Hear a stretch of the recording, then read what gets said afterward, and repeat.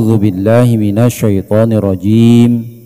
Assalamualaikum warahmatullahi wabarakatuh.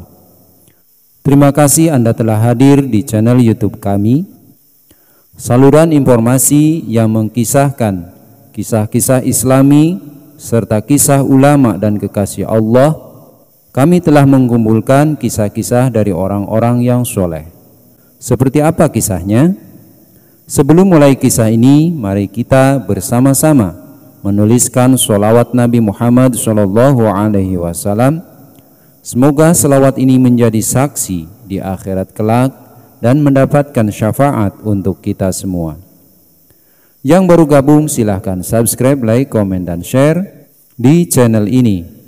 Saya doakan yang menyimak video ini dilancarkan segala urusannya, disehatkan badannya dan dipanjangkan umurnya sehingga mendapatkan kebahagiaan dunia sampai akhirat. Amin, amin ya rabbal alamin. Rahasia bisnis Rasulullah. Di balik segala kesuksesan terdapat formula rahasia yang menjadi pendukungnya. Begitu juga dengan halnya dengan kesuksesan Rasulullah Shallallahu Alaihi Wasallam dalam berdagang. Sebagai seorang pembisnis, sepak terjang beliau menjalankan usahanya sejak masih belia, yaitu berumur 25 tahun.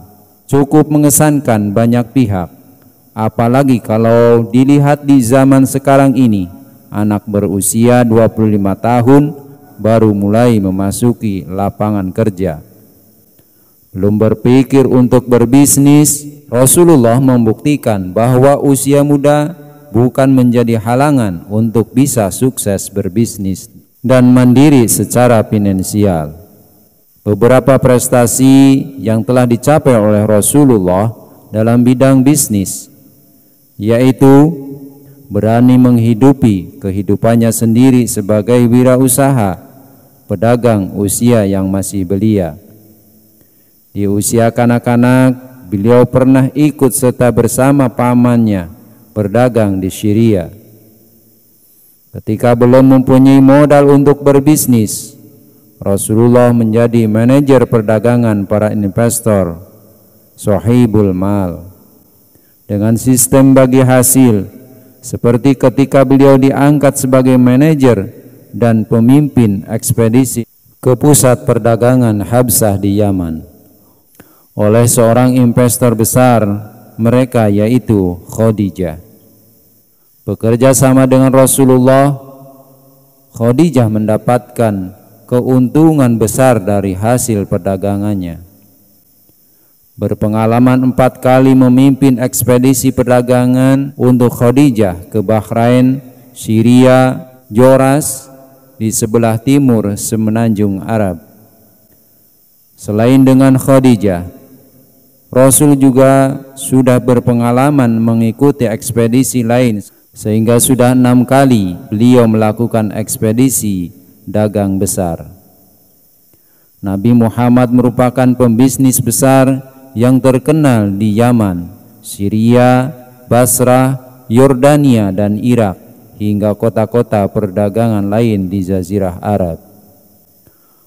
Rasulullah berpengalaman lebih dari 20 tahun di bidang perdagangan. Pencapaian yang sudah diperoleh Rasulullah tentunya berkat strategi bisnis yang baik. Selain bekerja keras, beliau juga bekerja cerdas, dan yang paling penting, beliau selalu menyertakan Allah dalam berusaha. Yang pertama, kita harus yakin kerja adalah ibadah.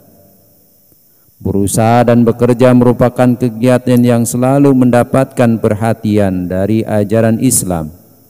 Bahkan selalu ditekan dalam Islam sebagai agama syamil, bahwa tidak lengkap keislaman seseorang tanpa adanya pekerjaan. Adapun yang dimaksud pekerjaan ini yaitu usaha yang menghasilkan keuntungan finansial agar bisa mencukupi kebutuhan diri sendiri beserta keluarga. Allah Subhanahu wa taala telah menjelaskan kewajiban bekerja dalam surah Al-Jumu'ah ayat 10. A'udzu billahi minasyaitonir rajim. Fa idza qudiyatis sholatu fantashiru fil ard wabtaghu min fadlillahi wadhkurullaha katsiran la'allakum tuflihun.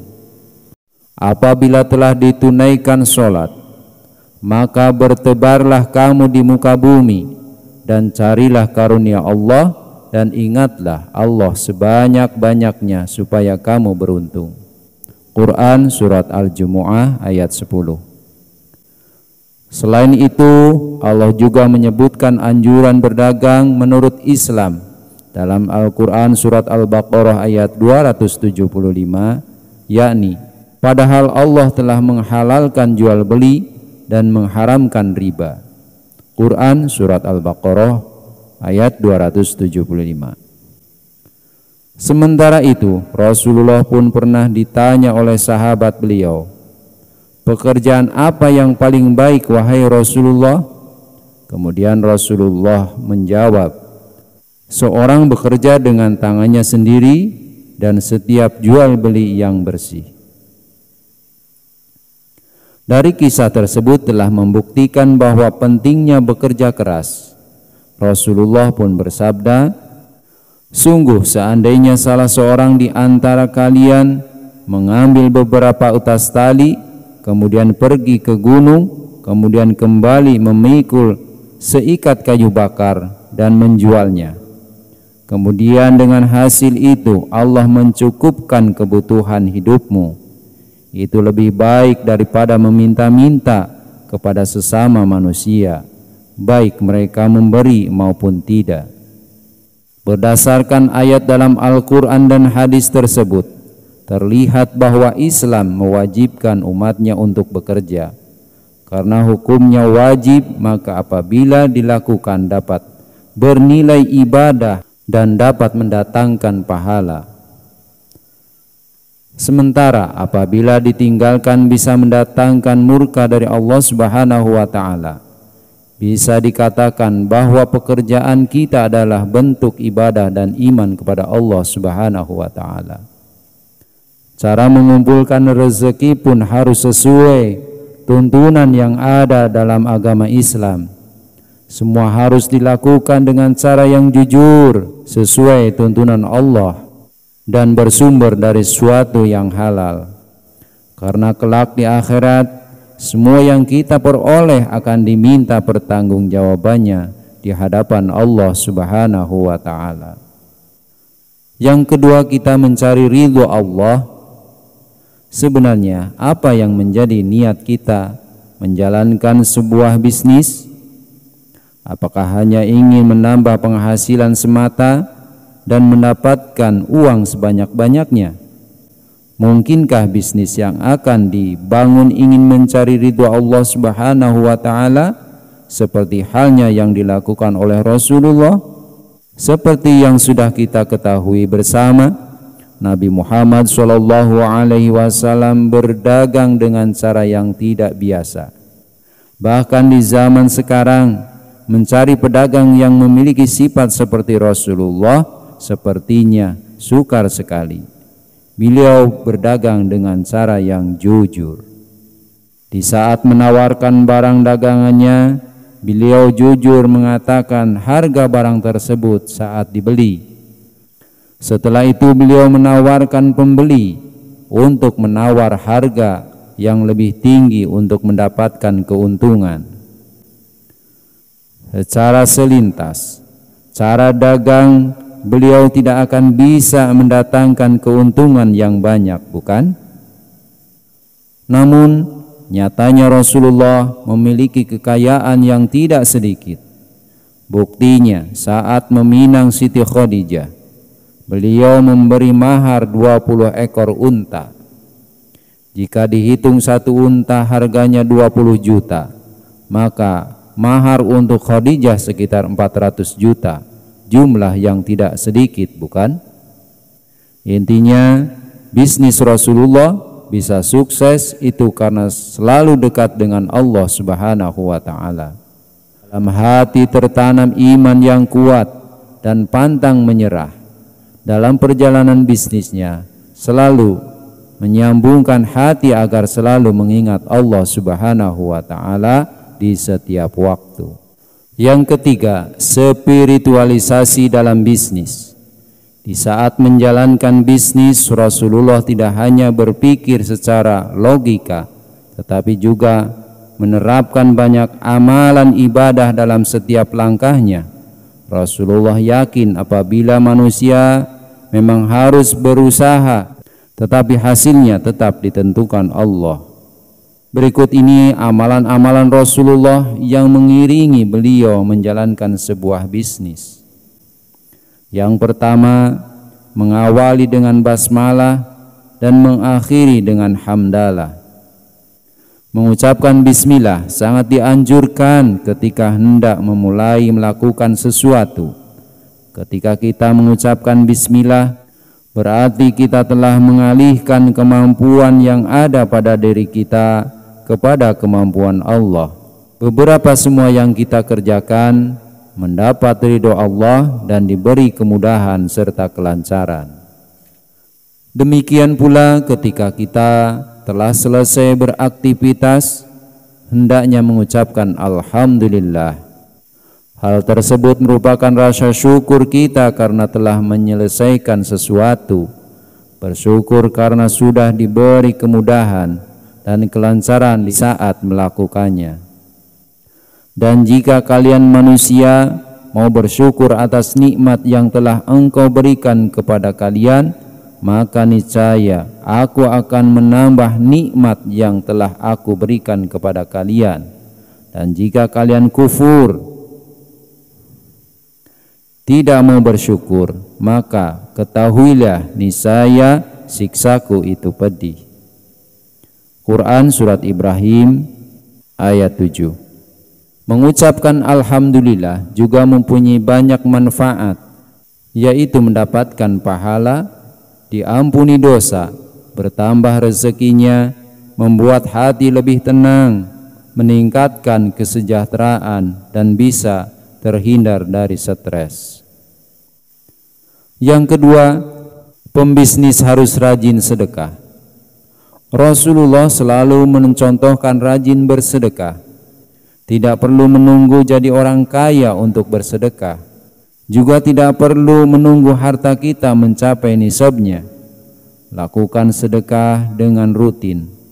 Melalui amalan sedekah ini, Allah akan menjauhkan kita dari kerugian dan hal yang buruk. Allah juga berjanji untuk melipat gandakan harta yang sudah disedekahkan. Semakin sering dan banyak kita bersedekah, maka Allah semakin mencintai kita. Tidak perlu ragu untuk bersedekah, karena Allah akan menggantinya dengan yang lebih banyak. Yang ketiga, dalam berbisnis harus selalu tersenyum dengan ikhlas. Senyum merupakan bagian dari sedekah. Rasulullah merupakan sosok yang tidak pernah lepas dari senyuman ketika berpapasan dengan orang lain. Senyum beliau adalah senyum yang ikhlas. Menurut sebuah riwayat, ketika Rasulullah tersenyum, bibir beliau selalu tertarik ke kanan dan ke kiri masing-masing 1 senti. Giginya hanya tampak sedikit.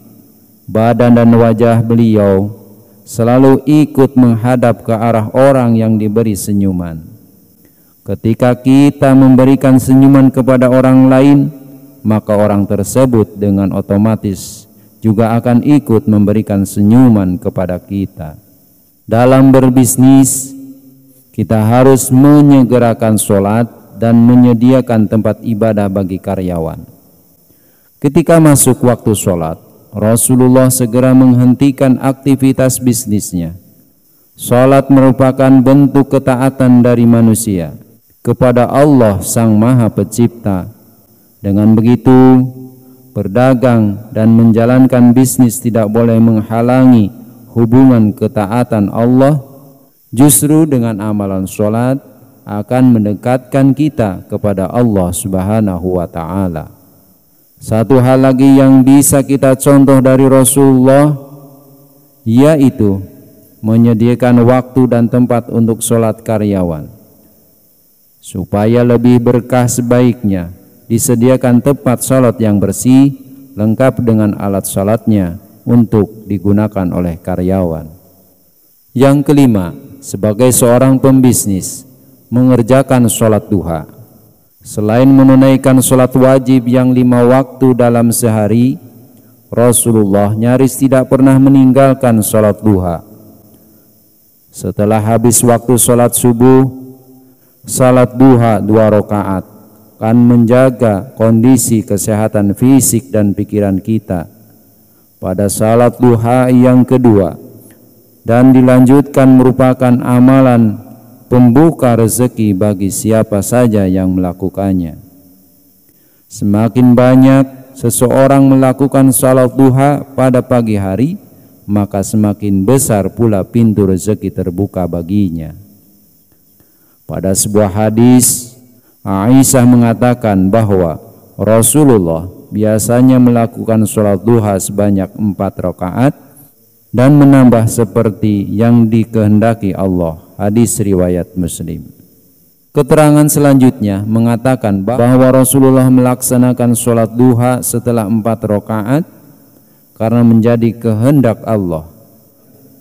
Namun Rasul pun sesekali tidak melaksanakan salat duha dengan alasan khawatir jika Allah mewajibkan kepada umatnya.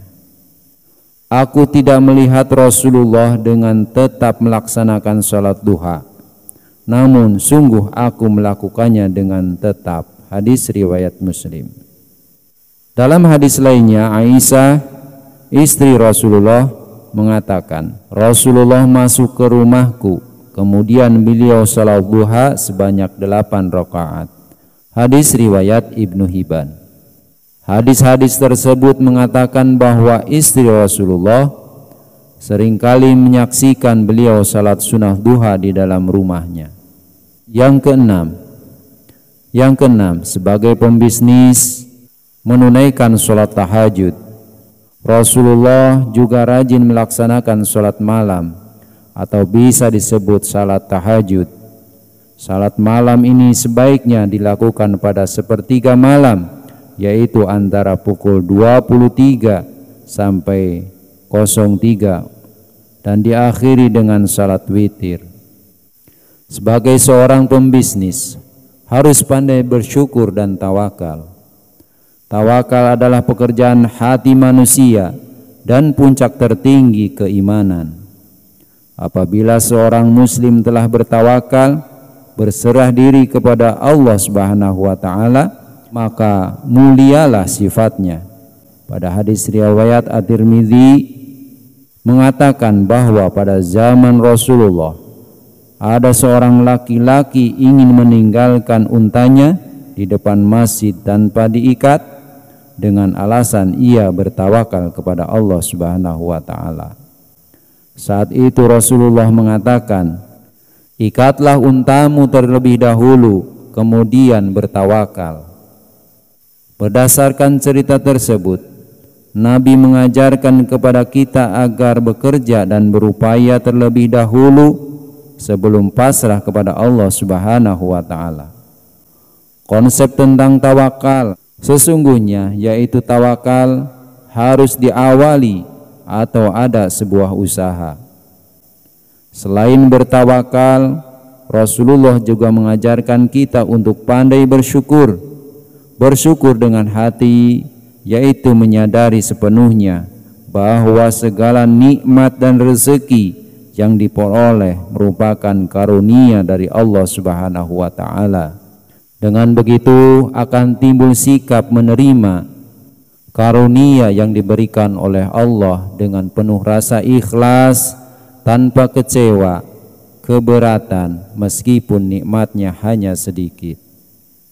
Seperti yang telah kita ketahui bersama bahwa Rasulullah SAW merupakan hamba yang dijamin masuk ke dalam surga.